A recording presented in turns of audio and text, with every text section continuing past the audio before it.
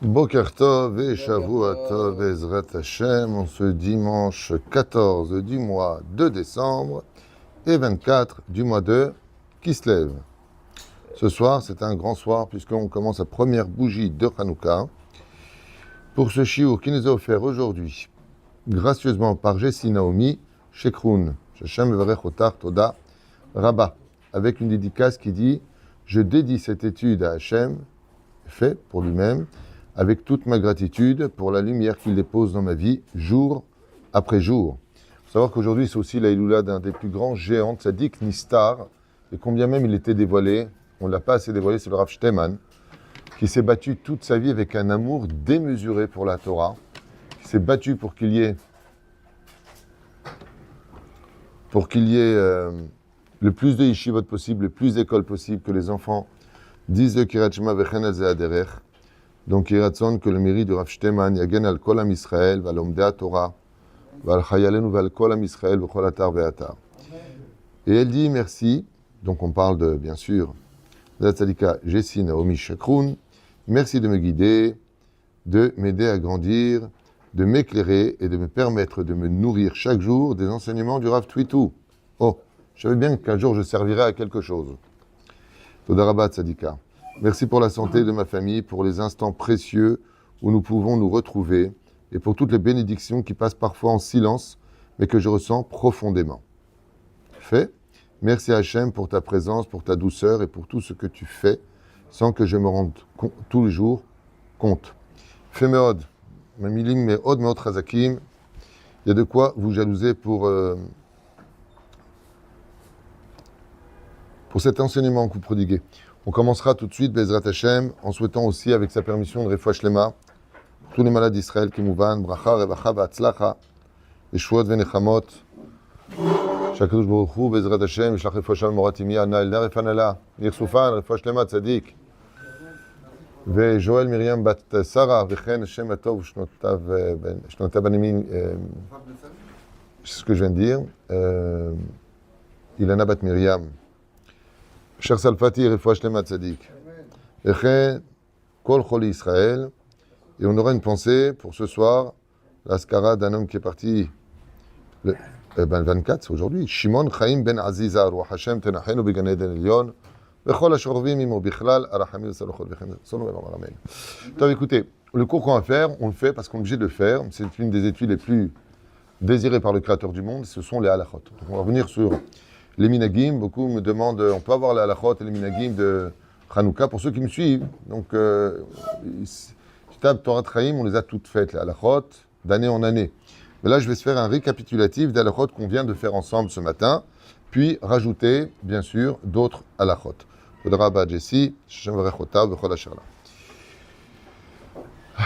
Alors, ce que je veux dire va peut-être vous choquer, mais il faut savoir que le Rav Auerbach est posek, et pas que lui, que la mitzvah de Hanouka, d'allumer les bougies de Hanouka, est la mitzvah la plus élevée de toutes les mitzvot de la Torah. C'est plus élevé que de mettre les téphilines, selon le Rav Auerbach. Velama, Maasiba.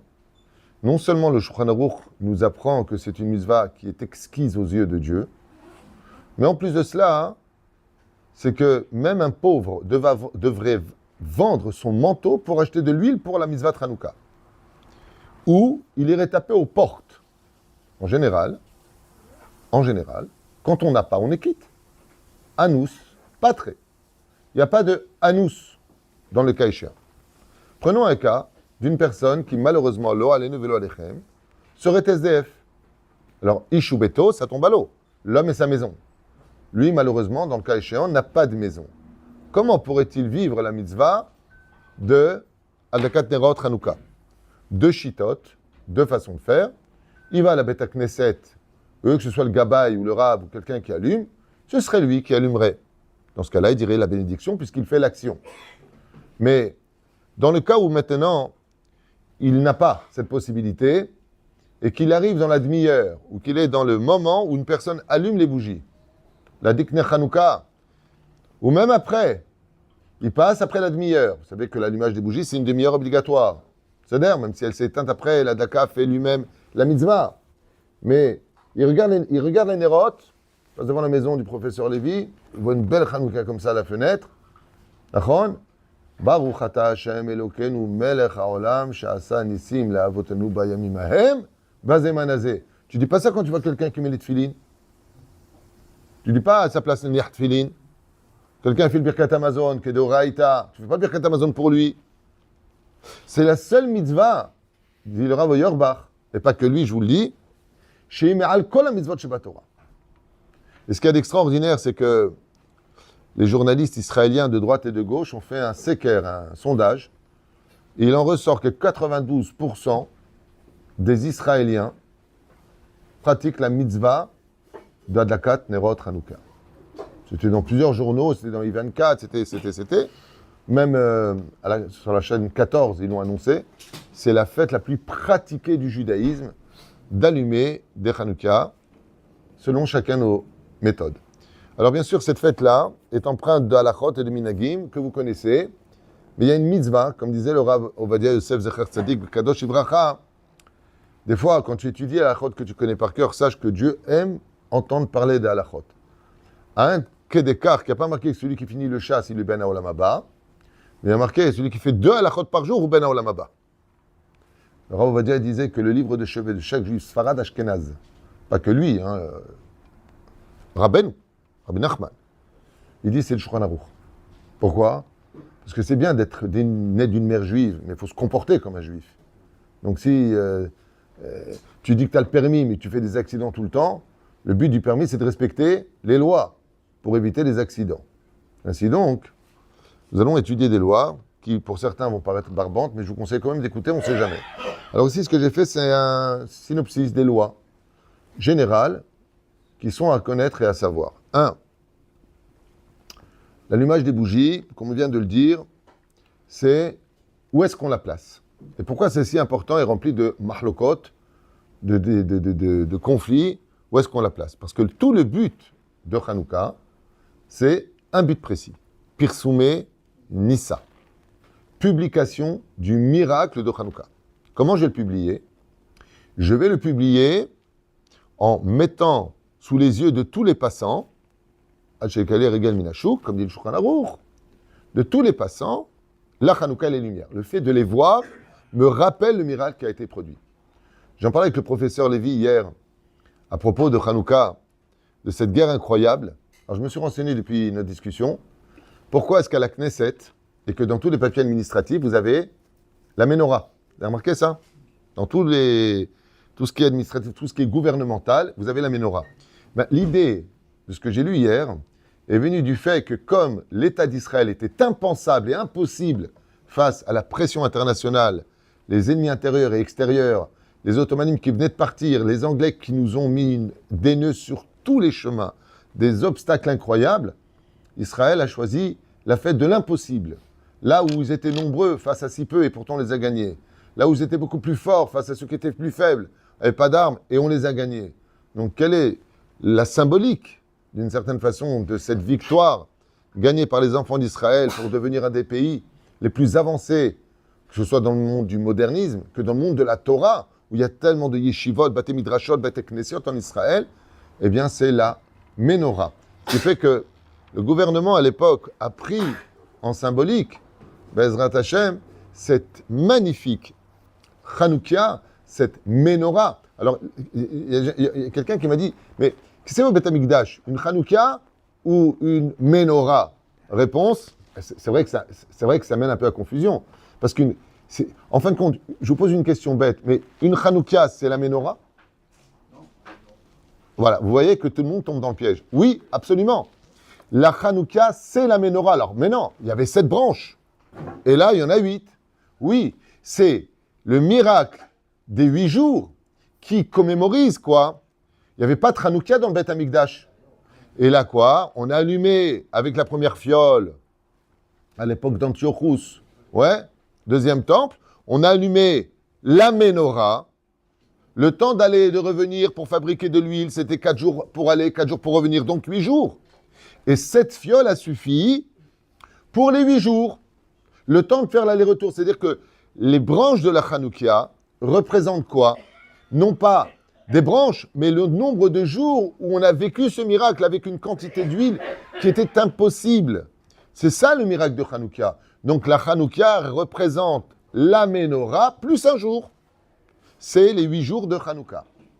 Donc oui, ça représente. Donc pour répondre à la question, il n'y avait pas de Hanouka dans le Beth Amikdash. Il y avait la Ménorah.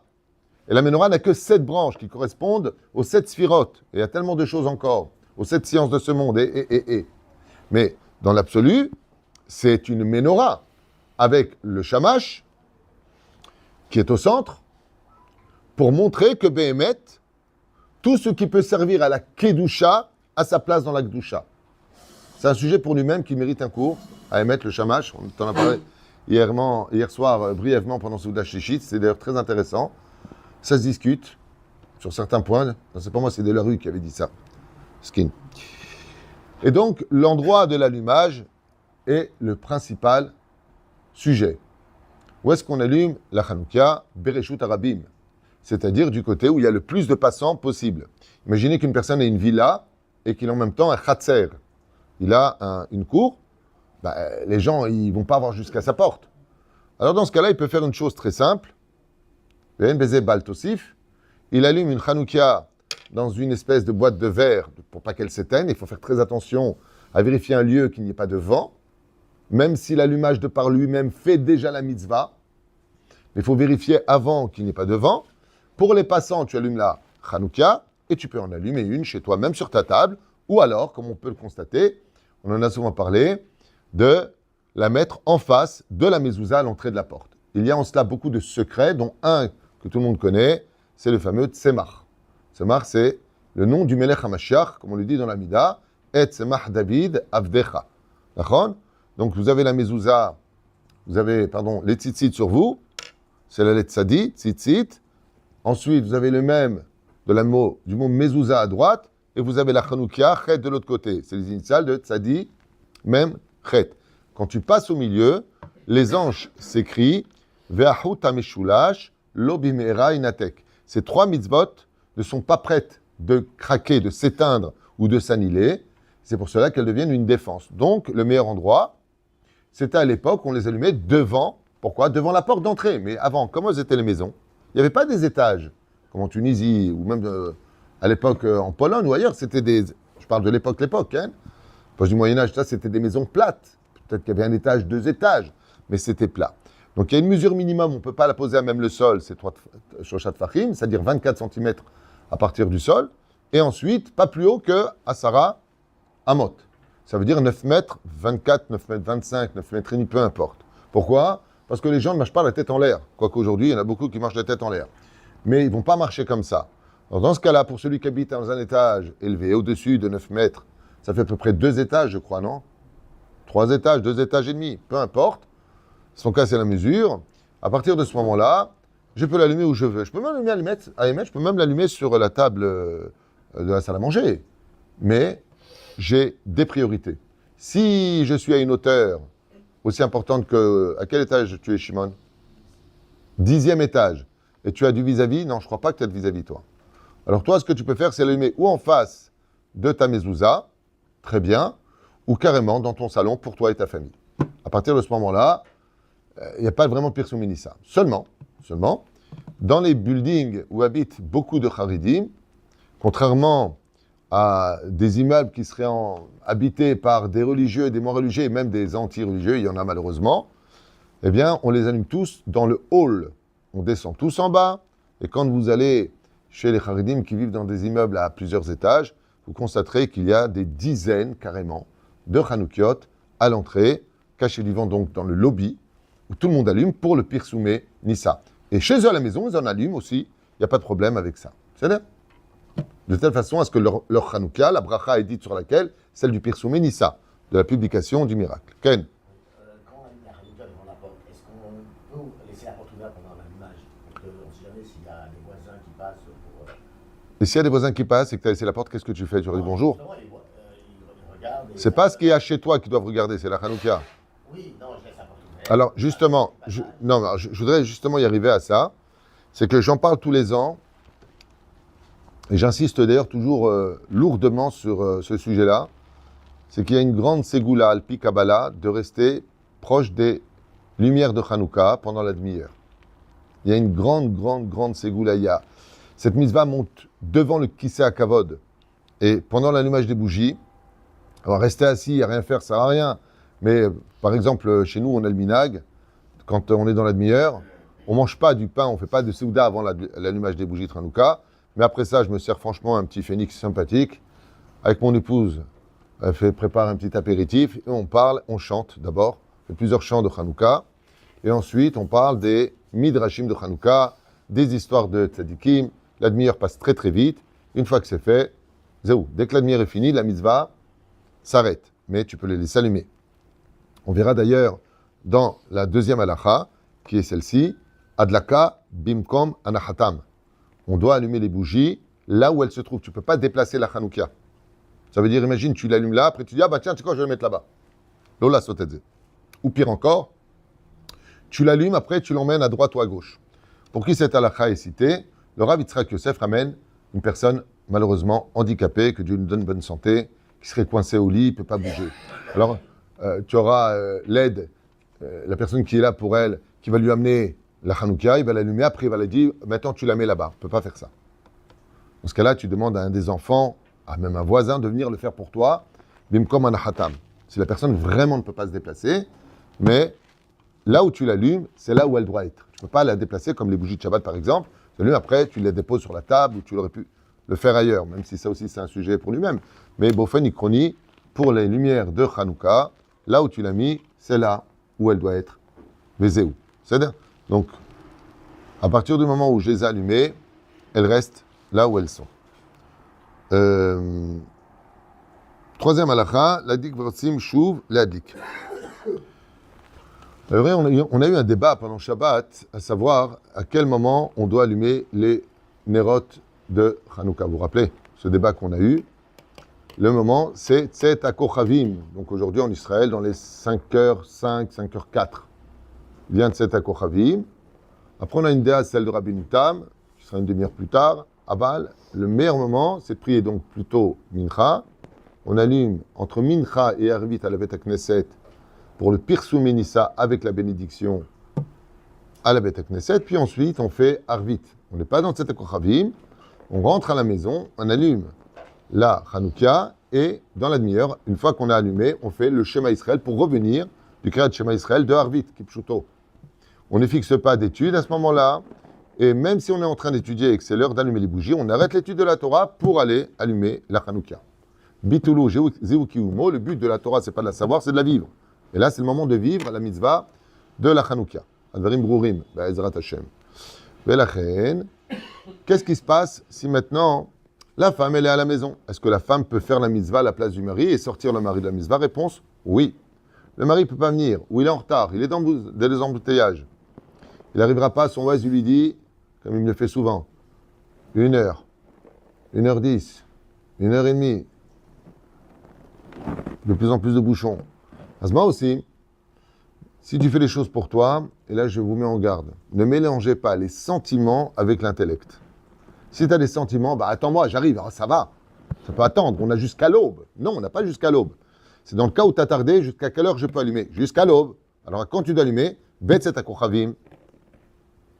Pourquoi? Parce que par exemple, si tu allumes vers, on va dire 23h, il n'y a plus personne dehors. Ah, tu es calé régal minachouk. Bien sûr que tu peux encore allumer, mais pour toi, il n'y a plus personne dehors. C'est-à-dire que il y a ce qu'on appelle des graduations, comme il y a l'or, l'argent, le bronze, il y a des niveaux. Tous les matériaux sont des matériaux, mais ce n'est pas le même prix. La mitzvah meshubach, c'est Betset HaKochavim. La question qui a été posée, c'est de savoir, est-ce que si maintenant, ma femme et mes enfants, ils sont à la maison, ils ont allumé la Hanouka, maintenant moi j'arrive à 8h, 3 heures plus tard, est-ce que je suis obligé d'allumer? Absolument pas, j'ai fait la mitzvah. Mais oui, d'accord, mais moi j'ai envie aussi de voir. Tu peux rallumer. En bezebal tosif. Tu peux tout à fait rallumer la Hanouka. Tu la rallumes, sans bénédiction bien sûr. Il y a tzataïe de chova. Tu as déjà fait la mitzvah. En ce qui concerne ceux qui organisent, et ça c'est la question qui m'a été le plus posée avant Hanouka, est-ce qu'au bureau on fait la bénédiction ou pas? Ou est-ce que si on organise une soirée, on fait la bénédiction ou pas? Réponse très simple.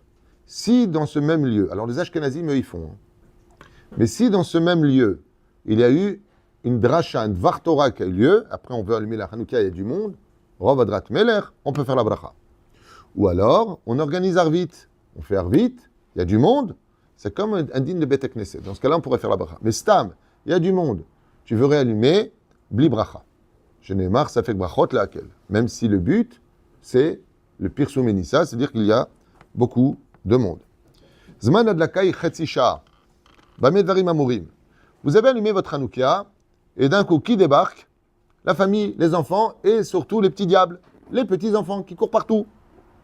Alors, les petits-enfants, c'est génial, parce que quand ils ne marchent pas, ils sont sympathiques, ils ne peuvent pas se barrer. Tu les mets sur la poussette, tu les mets dans la poussette à droite. Mais quand ils commencent à faire leur premier pas, toi, tu es heureux. Regarde, ils marchent. Ouais, ben, bienvenue les galères. Maintenant, ils se barrent. Et donc, tu n'as pas le contrôle. Alors, c'était la question de mon épouse hier. Elle m'a dit, ce soir, les enfants qui viennent, les petits-enfants qui viennent. Ouais. Moi aussi, ma Hanouka, nous, on la met devant la fenêtre. Pourquoi?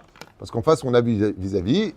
Et vous savez que si j'ai le choix entre la fenêtre où il y a des voisins qui peuvent voir et le 8e étage où il n'y a que moi qui vais l'allumer en face de la mezouza, le Seder Adifouyot, il est préférable de déposer sa Hanouka à une fenêtre où il y a du voisinage que de la mettre à ma mezouza, en face de ma mezouza. Le but, c'est Pirsou Menissa, donc la publication. Ouais.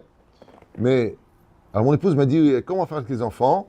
J'ai peur avec le feu, c'est proche du rideau quand même, c'est près de la fenêtre, comment on fait? Je lui dis, eux, ils viennent à 6h et nous, on allume à 5h. Donc, après une demi-heure, tu prends la Hanouka et tu la mets ailleurs. Après la demi-heure, tu peux la déplacer. Un bezebaya, surtout si ça représente un danger. Là, j'en profite pour vous le dire. Comme le rappelait le Rav Yitzhak Yosef à maintes reprises, chez Badal Haïm Aroukim, il y a eu pas mal d'accidents avec les Hanoukiot. Pas mal d'accidents. Parce que les gens ne sont pas vigilants. Faites très attention de ne pas les déposer. 1, porter des enfants. 2, alors vous les surveillez. 2, près de combustible. Tu as le rideau, pousse-le complètement. Le verre ne prend pas feu, mais le rideau, il prend feu. La reine, c'est pas parce que tu as mis les bougies de Hanouka que le mec, il dit non, c'est bon, laisse les rideaux dessus. De toute façon, c'est Hanouka, il ne se passera rien. Ben là, tu auras une grande Hanouka, là. C'est toute la maison qui va être vue, tu vois. Mais les pompiers aussi. Donc, Ikar adlakai chetzi sha'a bilvad. La mitzvah, c'est que chetzi sha'a. Est-ce qu'on peut prier ou pas pendant cet allumage des bougies? Alors, 2 choses à vous dire al-pi Kabbalah dans les minagim. 1, que celui qui regarde le nerf du jour, parce qu'al-pi halacha, je peux allumer qu'une seule bougie par jour. Le fait d'allumer 1, le lendemain 2, le lendemain 3, le lendemain 4, c'est Hidur mitzvah. Une adine, une seule suffit. Je ne suis pas obligé d'allumer plus. Donc, si j'ai par exemple que 8 bougies ou 8 fioles d'huile, je peux allumer chaque jour, dans un camp militaire où tu es en déplacement, tu ne peux pas prendre plus avec toi. Ok? Dans ce cas-là, une seule par jour, asita et mitzvah. Le reste, c'est Hidur mitzvah.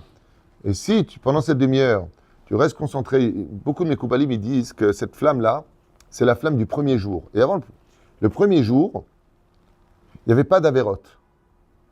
Il n'y avait même pas Adam Arishon, le premier jour de la création.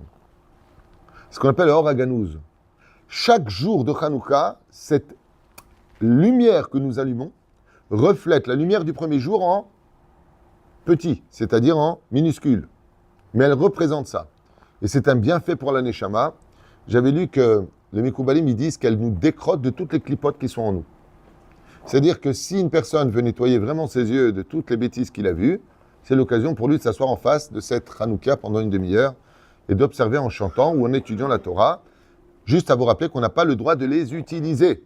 Comme par exemple, tu fais l'Avdallah, tu te dis tiens, ouais, tu veux mis... Un jour, il y a longtemps de ça, j'ai reçu une personne qui était très loin de la Torah et c'était pendant Hanouka. Et il sort une cigarette, on peut fumer, je dis oui. Il n'y avait pas de briquet, il va directement vers la Hanouka. Il dit c'est bon, il y a du feu. Il dit ah non, Ashur l'ishtamesh bahem.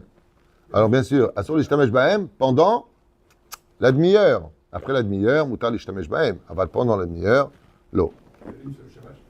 Ouais, mais il ne savait pas c'est lequel. Pour... Oh.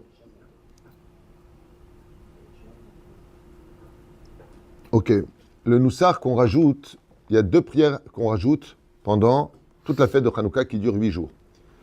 Hormis le Sefer Torah qu'on sort, qui a une lecture un peu longue le demain matin, donc c'est le premier jour de Hanouka, et le 8e jour, c'est beaucoup plus long. Donc comme pour des gens comme Rabbi Yehuda, c'est calme, il ne prépare pas lui, la Torah, il est né dedans. Un Rav Yehuda, tu prépares pas, toi, la lecture de la Torah. Hanouka et tout ça. C'est Nassau. Voilà. C'est cool. Quelle chance ils ont, ces jeunes, de vivre sans préparer, sans rien. Tov.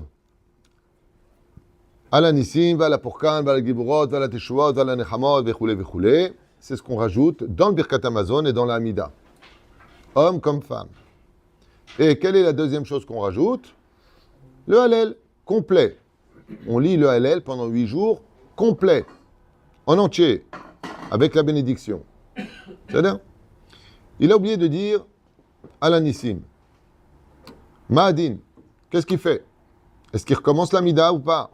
Tchouvaï. Si il a dit Baruch Ata Hashem, il a prononcé le nom de Dieu et il a continué, il ne revient pas. En d'autres termes, c'est important de prier dans son sidour. 2, va daï à la synagogue. 3, à la Beth Knesset. Bon, je reviens toujours sur ce sujet-là qui m'agace. C'est toujours Alanissim, l'autre, Alanissim, l'autre, Alanissim. Ça y est, Maspik. Qui le dit? Ou le Rav de la Beth Knesset, ou le Chazan qui est en train de monter, ou en général, celui qui prie plus vite que les autres. Pourquoi? Parce que si la personne elle a oublié de dire Alanissim, et que l'autre maintenant derrière il dit Alanissim, j'ai fini l'Amida, Azema. Mishemit Palel, Maher, vient le Rav de la Beth Knesset, il dit toi tu finis avant tout le monde, quand vient le mot Alanissim, tu lèves ta voix, tu dis Alanissim. Ou le Chazan, Chazan Chacham, il vient, il va prier un rythme correct, plus ou moins en osmose avec tout le monde, et là il dit Alanissim, pour rappeler aux gens de dire Alanissim, parce que les gens souvent ils prient, surtout quand pendant des années tu connais ta Mida par cœur, et là tu fais Oseh Shalom Rahman Oseh Shalom, aïe aïe aïe, j'ai pas dit Alanissim. Ma shachol asot bedi avad, c'est que quand il y a la Hazara, il peut dire au Chazan Sheotzi Yehu Dechova. Bedi avad, אבל זה לא, הוא שכח, בסדר? זה פירוש הדבר. C'est quelle bracha qui, à partir de quelle bracha on peut pouvoir le dire? Atov Shemcha Ulchan Eleodot, puisque Alanissim se dit après Modim Anachnu Lach. Donc le Baruch Ata Hashem, Atov Shemcha Ulchan Eleodot. Sim Shalom Tova Bracha. Oh, j'ai oublié Alanissim. Nigmar. L'autre, Tzarich Lachzor. On ne revient pas sur Alanissim. C'est bien? Mitzvah Gdola. Alors ce sujet-là, par contre, il est très prenant. Tous les Hallel de l'année sont importants. Un des Hallel les plus puissants de l'année juive, c'est lequel d'après vous? Un des Hallel les plus puissants de l'année juive. Bonne réponse. Quel Pessah? Il a fait Meod. Un des Hallel les plus puissants de l'année, c'est le Hallel de l'El Pessah. D'accord? Alors, il faut savoir que hier, j'ai étudié, et je vous le partage, que pourquoi Kadosh Baruch Hu, il a laissé les Yevanim mettre du porc dans le Beth Amikdash, des statues dans le Beth Amikdash. Comment Kadosh Baruch Hu, il a laissé un tel désastre se réaliser après 180 années de règne de Yavan, de la Grèce sur Israël, 180 ans, ils étaient sur nous. Mais, lama, réponse, qui a émet, va chashechu et bet Amikdash. Écoutez bien, ça veut dire quoi chashechu? Parce qu'ils ont ombragé les Juifs, le bet Amikdash. Comment? Ils faisaient les corbanotes sans aucune joie. Tout était devenu machinal, mécanique, plus aucun enthousiasme de la phrase Ivdou et Hashem besimcha. Et hier soir, j'étais en train de lire comment on répare ça en chantant le Hallel de Hanouka pendant les 8 jours. Le Hallel de Hanouka, tzarich lismoach bimyuchad. Bimyuchad. Spécifiquement, le Hallel de Hanouka, encore plus que tous les Hallel. C'est pour ça qu'il n'y a pas de jeûne pendant les 8 jours de Hanouka, on ne fait pas de ta'anit. Il n'y a pas de espédim, on ne fait pas d'oraison funèbre si une personne décède. Même si, chas shalom, une personne est enterrée pendant Hanouka, normalement, il y a ces dates Avra. On donne du pain et une olive. Là, on ne peut pas. Pourquoi? Parce que c'est Hanouka. C'est la joie, c'est la fête, c'est l'espoir, c'est la résurrection. Oui, c'est la lumière qui sort de l'obscurité. Alors, il peut faire ça sur du matok. Zeperouch alavar pour lequel, chez Shmona Yamim Elou, Yemi Simcha le'am Israël. Zeperouch alavar. On sort, juste pour la fin, le Sefer Torah pendant les 8 jours et on fait monter 3 personnes, on l'a dit tout à l'heure. La question des questions qu'on reverra certainement cette semaine, Ilan, qu'est-ce qu'on allume en premier? Le Shamash ou la Hanouka? C'est la question qui est souvent posée. Ça dépend comment tu... Non, tu me permets.